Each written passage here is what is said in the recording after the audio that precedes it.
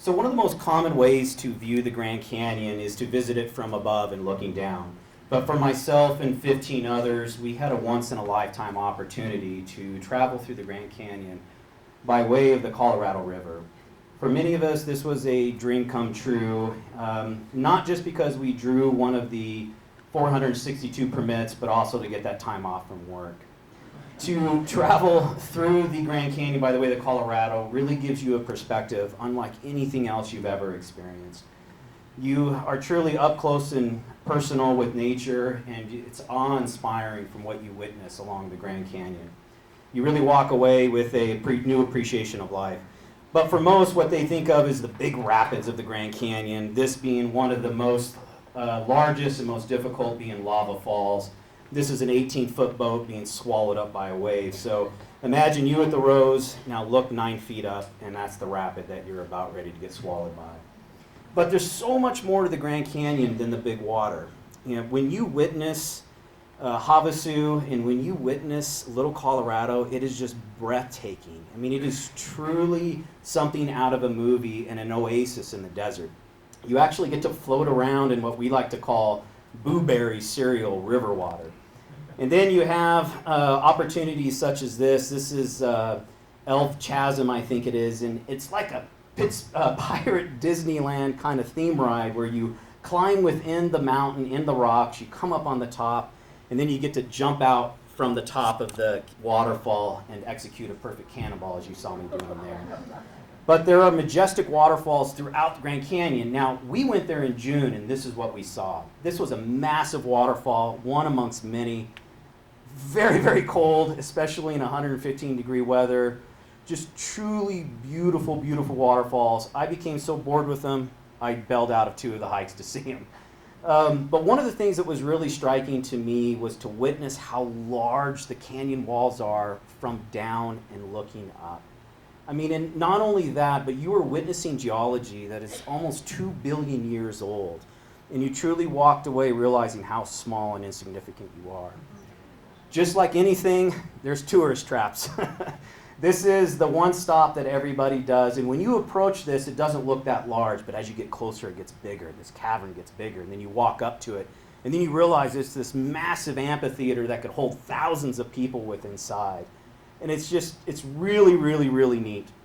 But along the way, you have an opportunity to witness some of the evidence of ancient civilizations dating back from 12,000 years ago. But most of what you see is about 500 years ago from the Native American inhabitants of the Grand Canyon.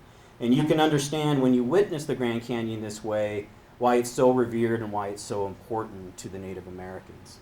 This is the Ross Wheeler boat, and if you're a rafter like me and like Chris, who's here in the audience, perhaps some others, you shake your head in disbelief that in 1917, 3 people took this incredibly heavy, incredibly tiny, and incredibly wobbly boat, and about at mile 107, they said, we're done.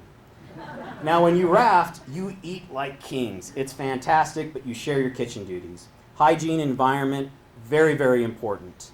You can see the wash stations there. We have mats down below to catch everything. Everything that you take on the river, you take out on the river. Nothing is left behind, and I mean everything. This is your toilet. Amongst the rafting community, this is called a groover, and it's called a groover because long before a toilet seat was built for this ammo can, you sat on the ammo can, and you ended up with 2 grooves on your backside. One of the most important things about the groover is only number 2 in the groover, and the other is you need to have a great view while you have a seat.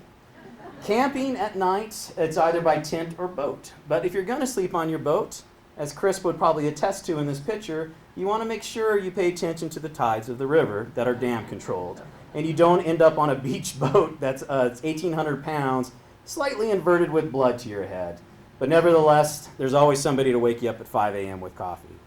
Most people think the biggest risk on the Grand Canyon is the rapids, but it's not. You spend just days and months watching YouTube videos, mainly fails of runs, but before the day starts, you talk about the rapids and then you scout, which is what we're doing here. We all point to what we perceive as the hole, then we pick our line and we run the line. The Colorado is very different through the Grand Canyon because it's very wide, hard to scout, and an extremely powerful river. These are very heavy boats. These are 18 feet. This boat tried to run left. It got in the current. And it just said, nope, we're taking you right into the hole. Fortunately, a big boat, you hit a hole, just go straight. The biggest risk is dumb things like drinking too much when you're rafting. This is on shore, so that's okay. So as I mentioned, when we did this trip a couple years back, Chris Huggins from Songbird Cellars Wine had bagged a lot of his wine just for this trip, and his first time doing river bags. And those are what you're seeing out there today. I don't think Michelle's serving them the same way as all. The other thing that's a big risk, more than rapids, is doing silly things like, hey, we're at camp, let's go do this Class 5 tubing trip.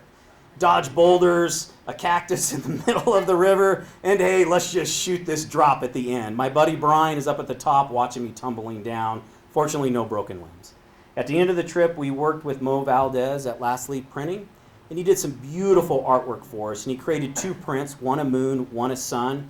The main thing I tried to get across to him was make this about the Colorado River and the Grand Canyon, and he nailed it. I think he still has a few of these, and then, of course, the folks on my trip coveted. No trip is not over until you've done a little bit of photoshopping. So Chris, that was on this trip early on, got the nickname Meat Dog because he always ran the meat of the river, and he did it unlike anyone else. So somebody photoshopped this on lava, and on social media grew a lot of attention. People actually thought he ran a rapid that way. So I've had a lot of adventures in my life, but none have resonated so much as the Grand Canyon. So I would encourage all of you to give this some consideration. The permit to run the Grand Canyon closes on February 25th on the National Park site. If you have any questions of myself and Chris, want us to row your boat, we'll do that. And at the Q&A, I can tell you about how to get a hold of us. Thank you very much. Like all aspen trees, connected at once, single living organisms, we are all connected and rooted together through the menstrual cycle. The menstrual cycle is a hormone process a woman's body goes through to prepare for a possible pregnancy. The menstrual cycle has 4 phases. The first phase is the menstrual phase. During this phase, typically have your period. Phase 2 is the follicular phase. During this phase, the body releases follicular stimulating hormones that allow egg sacs containing immature eggs to produce. The third phase is ovulation. During this phase, your ovary releases a mature egg. The last phase is the luteal phase, where a decrease in hormone levels cause a period. Through time, the menstrual cycle comes to a halt in the midst of the symptoms that have some perceptions of those raging hormones, burning nights, and uncontrollable emotions. However, this time in an individual's life can be the opposite. It can be a journey of courage, strength, and empowerment. Menopause is the time when your menstrual period stops permanently and you can no longer get pregnant. As the wind and Mother Nature take its course, we cannot disrupt its path. We do not call out, disrupt, or hate the courses of Mother Nature, even when it courses impedes us. Understanding that hormones are just like that of the course of Mother Nature, we must expect, accept, and appreciate their paths. We all have periods. It doesn't matter your race or ethnicity, your gender identity, or your age. We all are affected by a period in some way. It's okay that we all have different perceptions. Whether we cringe at the thought of starting our periods or we welcome it, it's a normal life experience. We are all connected by this shared experience. Whether we are standing in line at the grocery store, walking through the hallway at school, sitting around with family and friends, or hanging out at a Friday night, we all go through embarrassment and shame, maybe in one way or another, on a menstrual cycle or menopause. Instead of adding to this, why not reach out a hand of support or words of encouragement? Although looking at trash can be thinking about the menstrual cycle could lead to thoughts of disgust, dirtiness, uncleanliness, and furthermore, it is a natural part of one's life to rid things unnecessary to their survival. Ridding of the unnecessary, although at times can be messy, is not disgusting nor cringe-worthy. Some of us in this room are ashamed or embarrassed, while some of us are okay with being on our menstrual cycle. Whether it's tucking a tampon up our sleeve or having that secret side conversation for a pad, it is putting our guard up is no longer. Even though it's easy for us to protect ourselves, we should just be open because it's a normal part of life. We poop here, we pee here. We change our menstrual supplies here. In restrooms, in schools, at work, every one of these things occur as a natural bodily function. Menstruation is just as normal as taking a shower, washing your hands, or changing your clothes. It is a part of our normal everyday lives. We must maintain healthy support to individuals impacted by the menstrual cycle in any way, shape, or form. Joining together, walking together, even climbing together is supporting in one another, and menstruating is a gift. Rather, it's celebrating with your daughter over ice cream because of her first period, or sitting with a best friend embracing menopause. Being period positive with one another is the way to go. Having your period is not a curse. It is not even a bad thing to have. Our bodies have this amazing ability to get rid of old energy and create an incredible new life.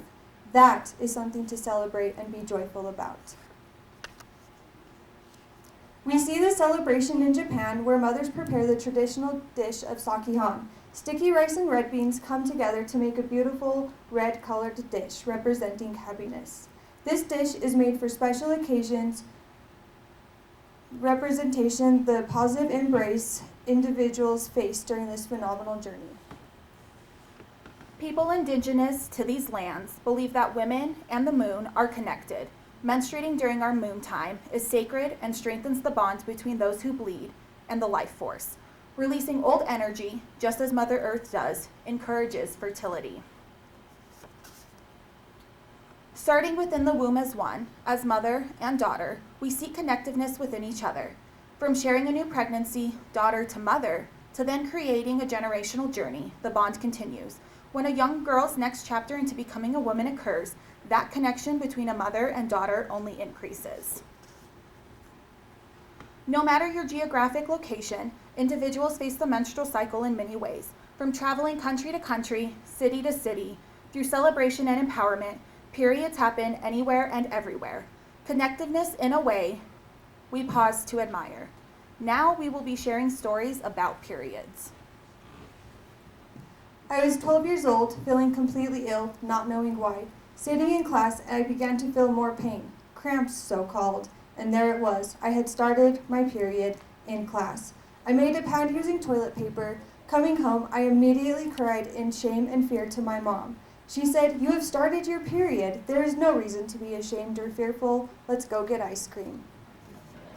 I can remember going to the bathroom, looking down, not knowing what was going on. My stomach had felt weird all day. I had no idea what to do, and the only person in the house was my dad. He let me know that everything was okay, and I had now encountered a new journey in my life. He said he would be back. He came back with tampons and pads. When I was in 5th grade, one of my best friends started her period. She stood up, and I noticed a dark red spot on the bottom of her jeans. Our teacher came over, saw her pants, and took her to the office. The next day, she told me that her mom picked her up, said that she had started her period and she would be bleeding every month until she died. I was in high school playing basketball. Our uniforms were all white. Middle of the game, everybody was pointing and laughing at me. The ref blew his whistle, stopped the game because I had a red stain on my shorts. I ran to the bench and my coach said that I started my period. She took me to the hallway to get new shorts and get me a tampon. She was so calm, it made me feel better. The bond that we have because we all have a period is so impactful. Myself, my sister, my mother, and my grandmother all have this understanding around periods. At one point, we all lived together and our periods synchronized. I didn't know this could happen, but it was so impactful to see how all of us experienced our periods.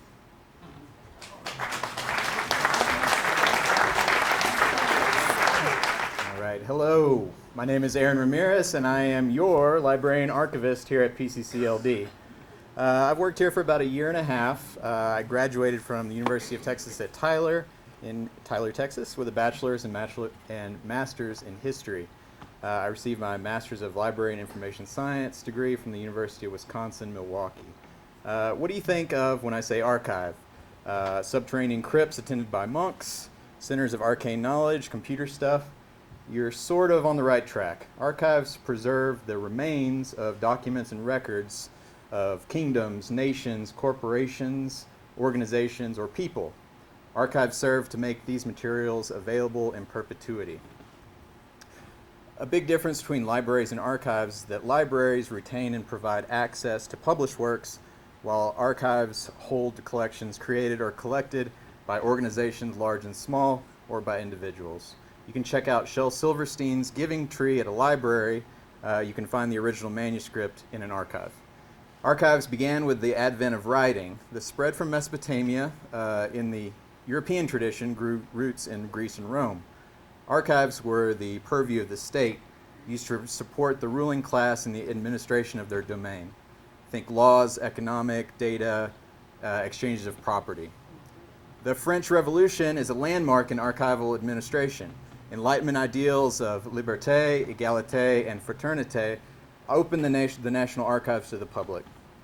This began the philosophy of access to archives as a civic right. A key archival principle is respect des fonds, or provenance, meaning records created by a group should stay together. This gives researchers context into the activities of these groups.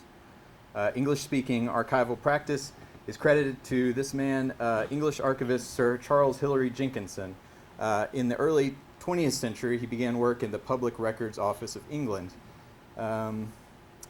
With the rise of cultural history in the 1900s, the idea that people and cultural groups could form archival collections is planted in the archives. Archives now seek out business ledgers and the personal correspondence of the clerks. A personal archive is now accepted, and you just saw my Aaron Ramirez top drawer collection. A new practice of collecting materials from groups missing from the archival record, created or collected by minority groups. This includes the creation of oral histories, and here's some stuff from the Fiesta Days collection here at Rawlings on the third floor just below us. So you want to do research about Pueblo, southern Colorado. Reading rooms are controlled spaces where staff provide requested materials. You can make scans, we can make scans for you, or you can take pictures with your phone or digital camera. We've got city directories you can browse dating from the 1800s. How do we get this stuff? New donations are accessioned into the repository by way of deed of gift. This transfers ownership of the physical items, and in most cases the copyright as well. So we can reproduce those digitally or in physical form. We've got the Pueblo Conservancy District, Colorado Press Association, and stuff from an individual in that last slide. Once we receive these collections, we organize, preserve, describe, and provide access. We preserve materials by housing the stuff in archival-grade containers.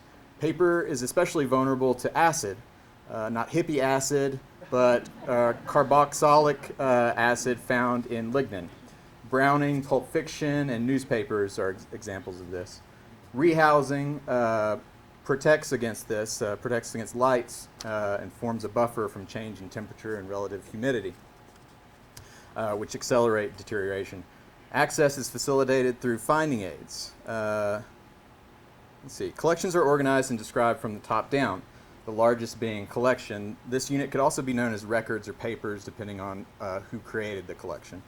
Subcategories could be types, maybe chronological, location, or by subject. We store these things differently depending on material type. Most paper documents go in folders, microfilm goes in drawers, and oversized materials go in flat storage, in this case map drawers. We mostly put rare books on the shelf.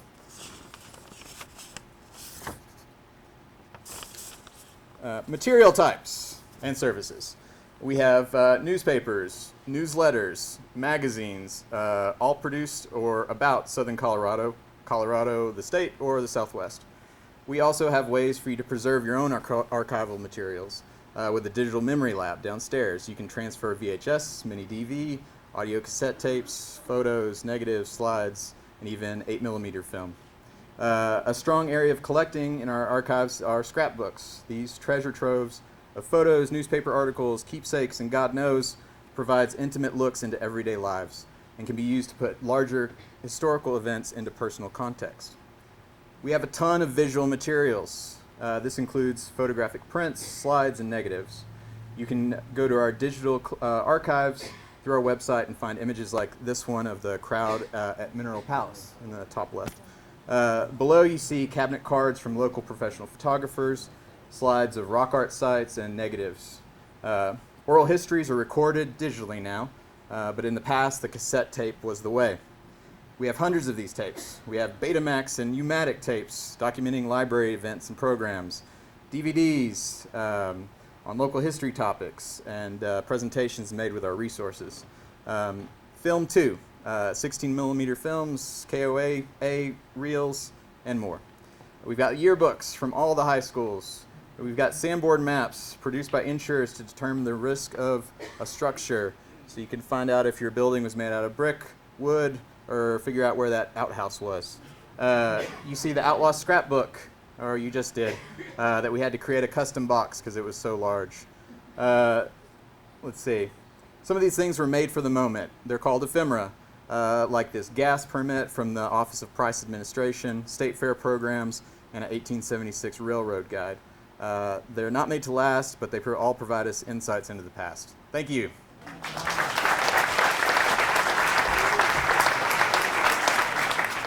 Good evening. My name is Tristan Garcia. I work with Sangre de Cristo Community Care, which, if any of you are familiar with the organization Sangre de Cristo Hospice, we have recently acquired a new name as we enter 2020, which will be celebrating our 35th anniversary serving all of Southern Colorado with hospice and palliative care services.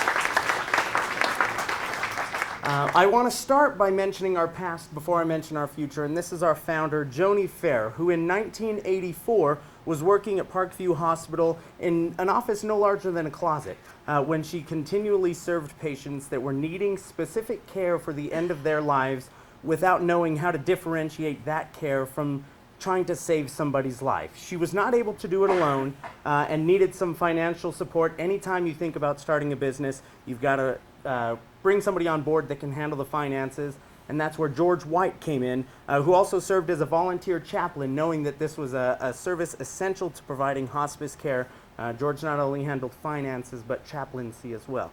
Dr. Marlo Sloan, and again, by the looks, these three people don't look like people that would be your typical hospice grim reapers, which we hear so often, but these people are exactly like all of you. They're just compassionate, caring people that wanted to help people that didn't have a service until 1985. And in 1985, Dr. Marlo Sloan retired from his oncology practice, in which he had run for 15 years, and became a trailblazer for the hospice movement, which was only 7 years old at the time. So for it to be coming up in Pueblo was kind of a big deal. He served on international boards educating foreign leaders and other medical practices on what hospice was, which an image like this kind of encapsulates how a lot of us envision hospice care taking place. A very ill patient who has decided that with a terminal diagnosis could be succumbing to those side effects within 6 months of the diagnosis. When they no longer seek curative treatment, which is the standard Western medicine method of making you feel better, they decide to just feel better by what they do. And one of the slight changes in the last 15 years has been veteran-centric care. And this is a wonderful picture that was taken at the Joni Fair Hospice House on the south side of town here, where two active duty military members heard about a past member who served in a platoon with their father, was able to visit him at the Joni Fair Hospice House and honor him just before his death. Another patient early in the 1980s was able to celebrate a Veterans Day with his family. And so when you think about a hospice patient being bedridden and unable to do the things they had been to at one point, this is quite the contrary, and this was just as things were getting started. Another very important piece of hospice care is staying home. This is a patient from 2003 who probably knew this Christmas with her family would be her last. And again, George White, almost 20 years after starting the organization, was still serving and was still visiting patients on a daily basis, making sure that every moment they spent with their family was one to be cherished. This is a picture taken last year of a patient we served and celebrated her 110th birthday, surrounded by friends, family, and her entire hospice care team. And at 110 years old, you would think that she was not having the best time of her life. But by the look she gave everybody and the stickers on everybody's forehead, it's a little different story than you would think. This young gentleman in the picture here, his name is Nicholas, and while his life was short, his experience was large. And I just want to say this was one of 3 family pictures taken during Nicholas's only Christmas with his family. And again, something that could be viewed as very somber, we can look back on nearly 10 years and say, this is how he spent his only Christmas on Earth. The Joni Fair Hospice House, which we've been happy to have for a little over 10 years on the south side of town, does not just serve patients needing the most acute care, it can also celebrate some of life's most precious moments. This is a couple who was married for 31 years and wanted to renew their vows just before one wife passed away. They were able to renew their vows, and 2 days later she returned home to pass. This is a patient who had spent a short while at Joni Fair Hospice House and was feeling not so much herself because she was a very prideful woman, got her nails done often, and so we had a student from PCC's cosmetology program visit the Joni Fair Hospice House, provide a full manicure and pedicure just before she went home. A gentleman by the name of Patrick Tucker, who was on hospice services but a lifelong motorcycle enthusiast, wanted to ride through the wet mountains of Colorado one more time. As a hospice patient, we ensured he had the proper medication, oxygen, and manpower to make it one more time around the state. We started a ride in his honor, and we'll be celebrating our 5th ride for hospice this year. Kids Camp is something that not many people are familiar with. When a loved one dies, children are often left to deal with the grieving by themselves, and we want to make sure they're not going through it alone. We offer an annual summer camp in which children are able to come in, express their grief with our grief counselors, then be kids again and not have to worry about the feelings they're so uncomfortable with in the first place. Not all of it is possible. We are a non-profit organization that relies heavily on volunteers, and this is just a small portion of the amazing volunteers that make the work we do on a daily basis very possible. The amount of hours they contribute to our organization allow us to provide care for every patient in Southern Colorado, regardless of their ability to pay. The Silver Queen pageant is a Pueblo legacy pageant. I think it's one of my most favorite events to work, where we take nursing home patients from across Southern Colorado, invite them out to the Colorado State Fair to express their talents and their desires, and they tell their story, and we crown an annual Silver Queen, which is just a wonderful event.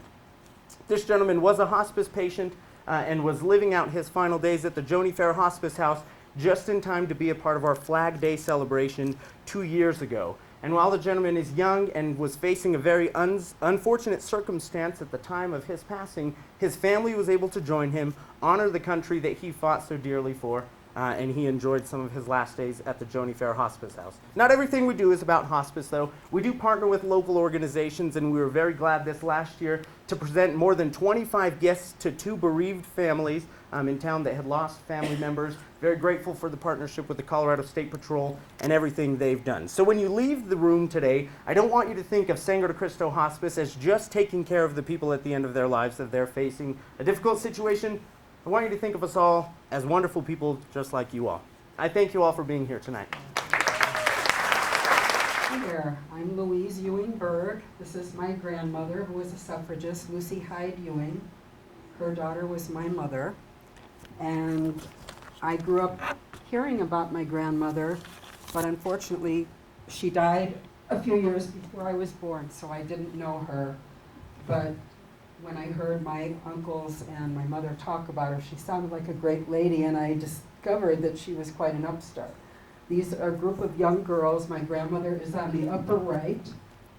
Lucy has the dark bow, and her sister Annette formed this little club, the Omega Pi Sigma, to achieve their goals of giving to the community. And 6 of them are known to have become suffragists who fought for the women's right to vote. This is the Alva Belmont House in Washington, D.C., and it is now the Belmont Paul Women's Equality National Monument. My grandmother joined the National Women's Party, which was the radical wing of the women's suffrage unit. She was a member and officer of the party and an officer of the Illinois chapter. The party was started by Alice Paul and Lucy Burns. They were the main leaders. Alva Belmont was one of the leaders. When I visited the museum, I saw this case that had the actual suffrage sash in it, of which they have many. This is a replica that I'm wearing. And the colors signify purple, white, and gold are to extend their values to everyone so that they know what they fought for. My grandmother is the woman to the left of the sign in the light-colored outfit. You can see some of them are wearing the sashes. They wore them when they picketed the White House, which is what they're doing here. The suffragists, you can't really see them in the background. This day was a riot. Sailors and other people would beat up the suffragists, knock them down, beat them, tear their signs, and try to discourage them from gaining the right to vote. This is a replica of an actual sign that Alice Paul rescued, and it's also in the museum. That one is in the American History Museum in Washington, D.C. And there are many other artifacts in the museums there and elsewhere. After the riot, the Black Maria, the paddy wagon, came to arrest and take to jail not the sailors or crowds who beat them, but the suffragists went to jail. My grandmother was one of those suffragists. She was arrested August 17th. This is the actual Occoquan workhouse prison where they were imprisoned. You can see that some of the Black Marias were horse-drawn and some were motor vehicle. That was 1917, of course. And I'm the family archivist, so I really enjoyed Aaron's talk, and I brought some actual newspapers from that era. My grandmother is on the left there. This is a sign that she and Mary Windsor are carrying to the White House on one of the days that they picketed, the suffragists, and there were dozens and, well, hundreds of them that would take turns. This is in a museum at Occoquan. And this is the arrest record of some of the suffragists that my grandmother was arrested with. When they were taken to jail, they were charged with obstructing traffic, but that turned out not to be illegal, so they changed it to unlawful assembly. This is a replica, a mock cell, and that is an actual cell, and that is actually Lucy Burns. The mock cell shows how some of the suffragists later, Lucy Burns included, not my grandmother, were force-fed. In prison, they were mistreated, to say the least. That's my grandmother on the far right. That's the day that they were released from Occoquan. And there was pencil and paper smuggled into her, and she kept prison diaries that were published in her hometown paper, which is Chicago, where we're from. I brought the actual clippings with me, but those are just some photocopies of my grandmother, and the paper at the time was the Chicago Examiner. It's long defunct. The Tribune still is around, but the Examiner was not even around when I was little.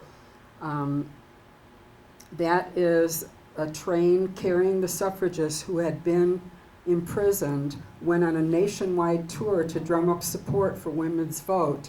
That's my grandmother kneeling on the right with the other woman, and then there are two standing and then the women standing below. That's in San Francisco, where they were on the prison tour. They actually came to Denver, they went to Carolina, they went all over the country. And I always wondered if my grandmother knew Lucy Burns or Alice Paul. My grandmother is 7th one in line, and Lucy Burns is 9th. So in all the research that I've done the last few years, I found that she was a much bigger player than I ever knew.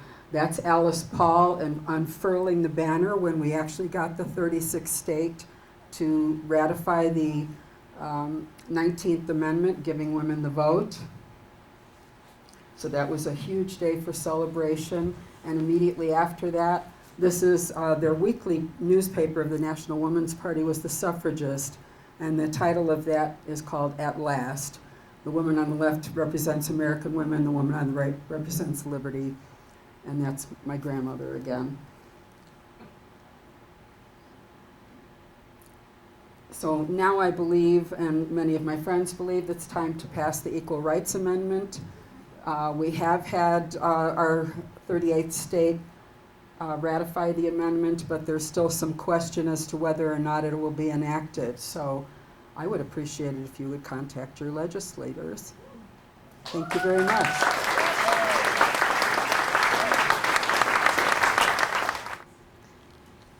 This is the Walakha Airport in Nepal.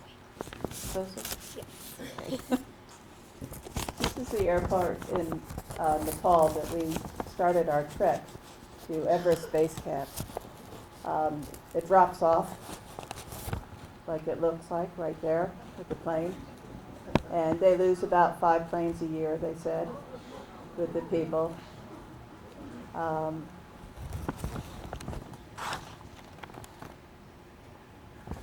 to move on.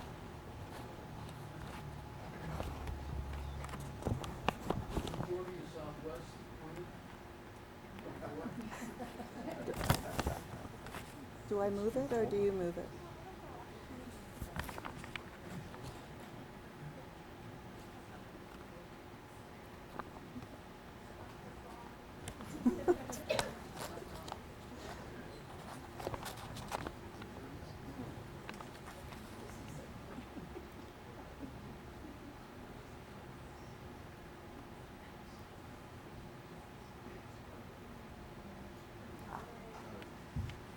So you have the airport, and then you have the town of Ludka.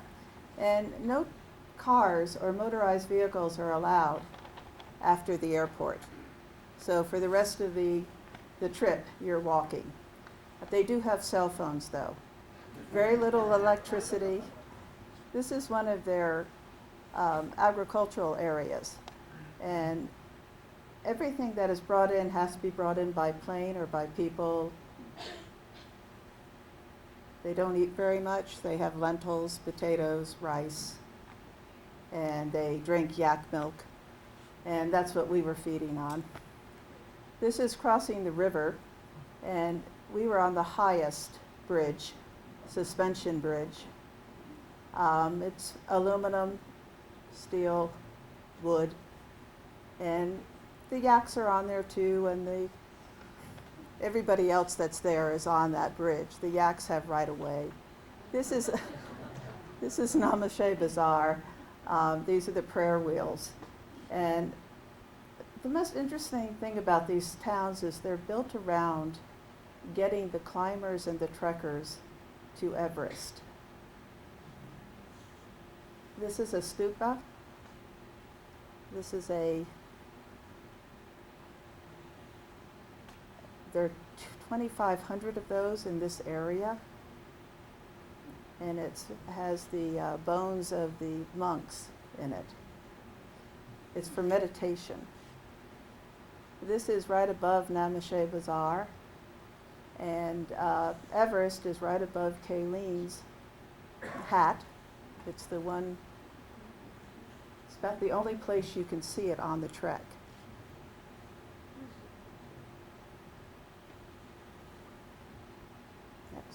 This is our group that went with us. There are lawyers and doctors, lawyers, artists, engineers, medical industry, ranging from about 26 to 71. The group in the back, the couple standing in the back, were there for their honeymoon. Like to do that. This is the Penbach, the monastery at Tenbach. It's the oldest monastery in this area, and it's the hotel is in the beige building in the beginning. This is the entryway to it. It has a bakery, the highest bakery in the country.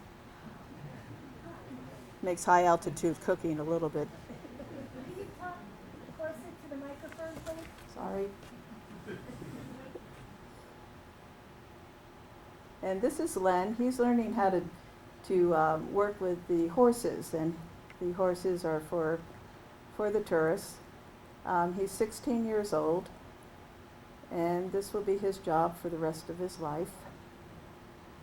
He was a very nice child. This is one of the towns we passed through.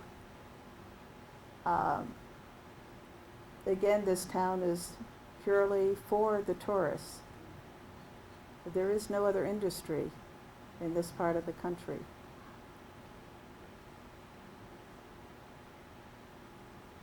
I really admire the porters. This group has shoes on. Most of them did not. We saw refrigerators being taken up to the mountains, building materials, all on their backs. Some of them had flip-flops on. This is getting closer to the base camp, and the yaks, as I said, have right of way, and they will walk over you.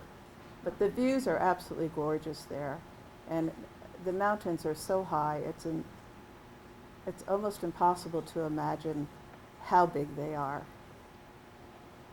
This is closer and closer to the base camp. I just like the picture.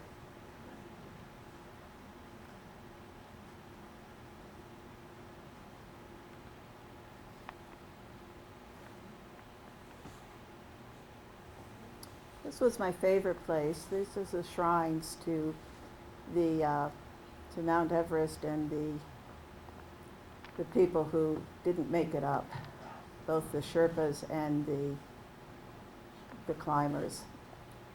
And it's run by, these were put up by family and friends, and they're maintained by it. And this is the just the sign. You know you're actually going someplace when you see this sign. We're at basically 17,500 feet at this point.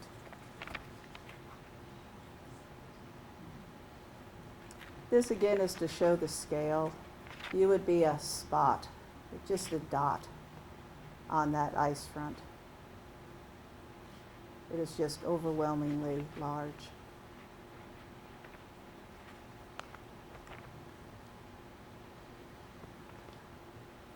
And this is my gal I went with. She made it. And she's, I don't know how she had the energy to jump, but she did. She's in the audience right now. It was quite a trip. And this is flying out. You can see there's a plane all the way in the far left-hand corner. Again, that gives you the scale. There's 2 towns that you can barely see. And it was just one of those trips that was sort of a trip of a lifetime. Just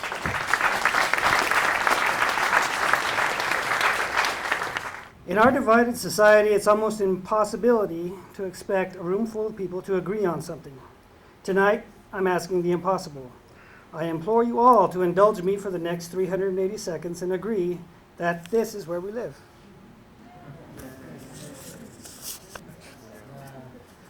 I'm well aware that there are many more possibilities, theories, and belief systems that exist, and I'm willing to concede that no one knows everything. But for the purpose of this discussion, we will focus on the physical laws of Earth and the irrefutable here and now. The real world is nasty. It's sad. It's impolite. It makes for a terrible dinner conversation, and really it's not that much fun to even think about. The problems we face are enormous, but I can assure you that they will not disappear when you close your eyes.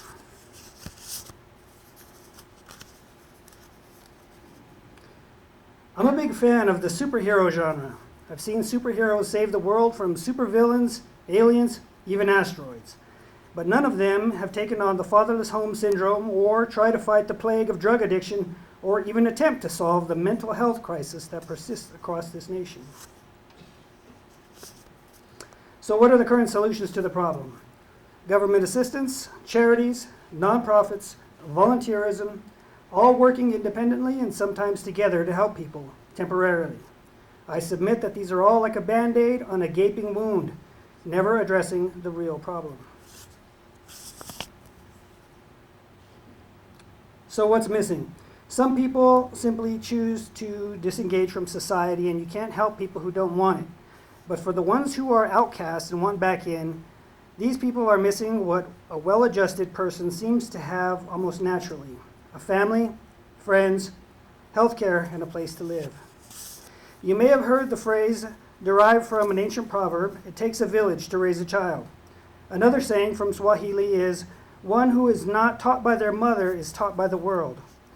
The people who need our help, either through circumstance or their own mistakes, are alone in this world. Although the world is much bigger now, the facts remain the same.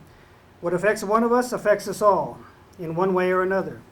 Through the crime that follows desperation, through higher medical premiums that follow drug addiction, through the breakdown of families and neighborhoods that follow everything else. FEMA is the Federal Emergency Management Agency charged with helping people in emergency crisis, such as natural disasters, hurricanes, floods, and fires. It's designed to scale up or down depending on the size and complexity of the crisis. But the federal government, with all of its incredible size and power, is ill-equipped when it comes to helping one individual person, a person whose life is in crisis, whose social standing has become a disaster, and whose living situation should be regarded as an emergency rescue operation.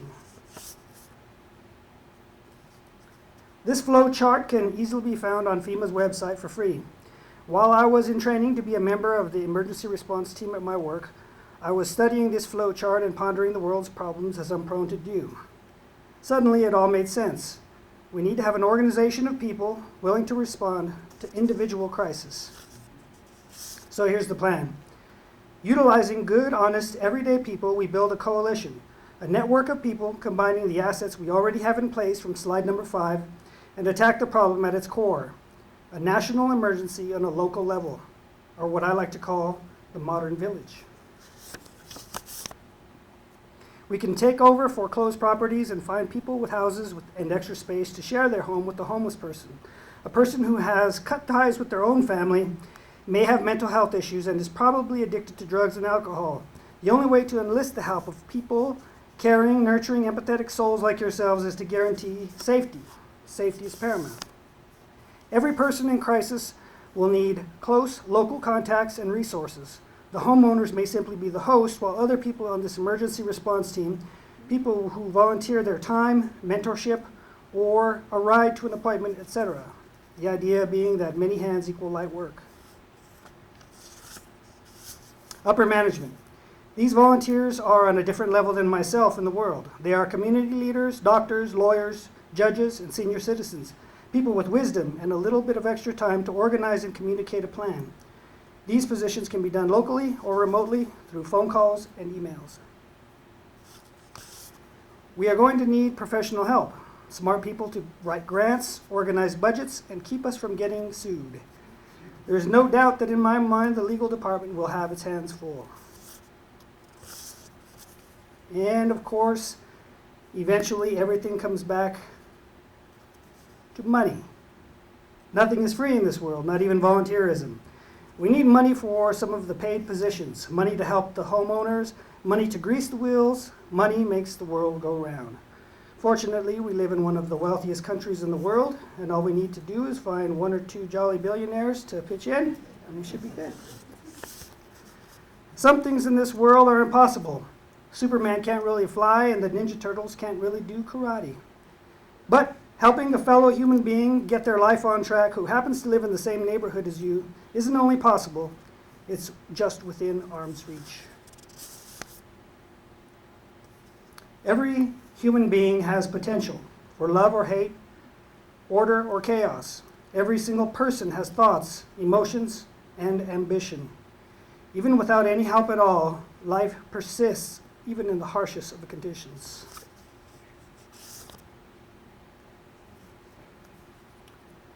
We are living on this thing. We are all in this thing called life together. We are floating on a big rock in the vast darkness of space.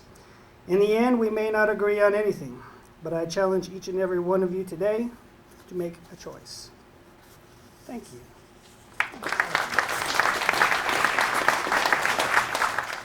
Hi, my name is Jen Johnston, and I am the 4-H Youth Development Agent for Pueblo County. Today I will be taking you on a journey from egg to chick, and you will learn just a small piece of what we teach in the Pueblo County 4-H Chicken Embryology program. And if you're ready, let's get cracking. So the first question always is, what came first, the chicken or the egg? Now that's a little too philosophical for our purposes tonight, but what I will tell you is that not every egg is capable of hatching. So don't go running for your refrigerators just yet. Eggs also come in lots of different colors: white, brown, speckled, and even green. Now there are 2 types of eggs. The first is called a market egg. Now a market egg is laid by a hen, which is a lady chicken, and it's an egg you buy at the store in packs of 12 or 18. These are eggs you cook with, scramble, and bake cakes with. The important thing to know is that no market egg is capable of hatching. It's missing an important component, and that is a rooster. A rooster is a guy chicken, and he's the one that makes an egg a fertilized egg.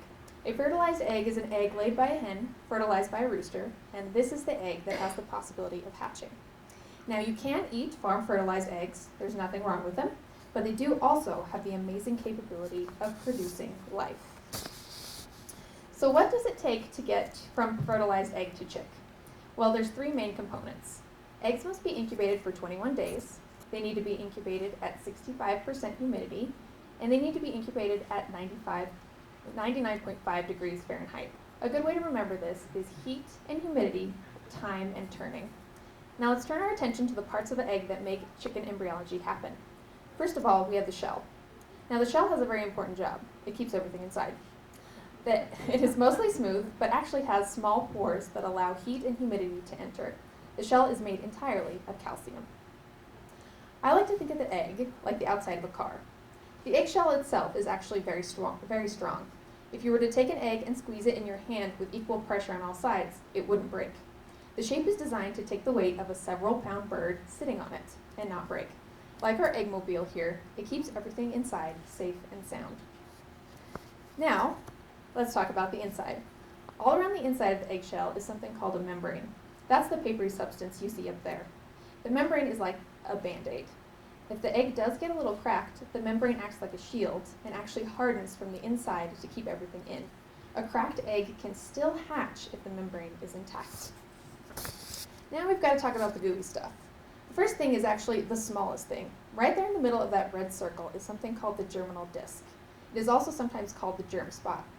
Now the germinal disc is where the science happens. To germinate doesn't have anything to do with germs. It actually means to grow or to develop. And that is exactly what it does. This clump of cells is where an embryo will grow if the science is right. Just like a seed sits in the ground and waits for the right conditions to sprout, the germinal disc waits for the right components to be in place. Remember, this is heat and humidity, time and turning. This clump of cells is where the embryo begins to grow. Now, let's talk about food, which is one of my favorite subjects. That big yellow circle should be familiar to a lot of you. The yolk is a very important part of the egg. It is loaded with protein, which is exactly what a chick embryo needs to grow. Now you might be wondering why the germinal disc is sitting on top of the yolk. That's a great question. Have you ever thought about what it might be like to have a refrigerator in your bedroom? Convenient, right? This is very much what it is like inside the egg. The germinal disc, which is a bunch of cells that can become an embryo, sits on top of the yolk and absorbs all the nutrients from it. The yolk is all the food a chicken embryo needs to grow over the 21 days of incubation. Now let's talk about the other gooey stuff. The egg white is a common name for the albumin, or the clearish stuff that the yolk sits in. About 88% of the albumin is made of water, which is why it's so runny, but it also contains vitamins and minerals that the chicken embryo needs to grow and develop inside the egg. It also provides a bit of a cushion to the growing embryo. The yolk and the albumin, or egg white, are good for growing chickens and also good for growing kids. The chickens you see here started out as a collection of cells in the germinal disc, with the albumin providing a cushion and vitamins and water, and with all the right conditions, heat, humidity, time, and turning, chicken embryos developed into fully grown chickens. Now I want you to think back to our eggmobile metaphor from before, as well as our requirements for development. Remember, heat, humidity, time, and turning. What do I mean by turning? Well, when mama hen sits on her nest, she uses her beak to turn the egg so it stays warm on all sides. How does it keep from getting scrambled? That's the job of the chalaza. The chalaza is the white, snotty-looking stuff you see in the albumin. There are 2 sets attached to both sides of the yolk, and it's what we call the seatbelt of the egg. The chalaza keeps the yolk floating in just the right spot, even as mama hen turns her eggs. In our eggmobile, the chalaza is the seatbelt, and whether you're human or avian, it is important to be buckled up. Did you know you can pick up an egg yolk? Some of our bakers out there probably know this. And this is possible because of another interesting egg part, the vitelline membrane. The vitelline membrane is what keeps the yolk together. It's very delicate, and even just a slight break can spell disaster for a developing embryo. This is why the shell, the outer membrane, and the chalaza are so important. Now we made it to the last part of the chicken egg. On day 18, our chicks are about ready to hatch. On this day, they start wriggling around in the shell looking for one thing, the air cell. Hatching is really hard work, and the chicks need a big gulp of air to get out. That's what this pillow-looking substance inside provides. The air cell is a small pocket in the shell membrane full of air for a hatching chick. On day 18, they use their egg tooth to poke a hole, take a deep breath, and start hatching like mad. Chicks are fully developed on day 18, but it can take up to 2 days for an egg to hatch. This hard exercise ensures the chicks have strong bones and muscles after they hatch. Now finally, we've made it to the end. Remember, it takes a lot of science to hatch a chicken. You need 21 days of incubation at 65% humidity, and incubation at 99.5 degrees Fahrenheit. That's heat, humidity, time, and turning. And if you do everything just right,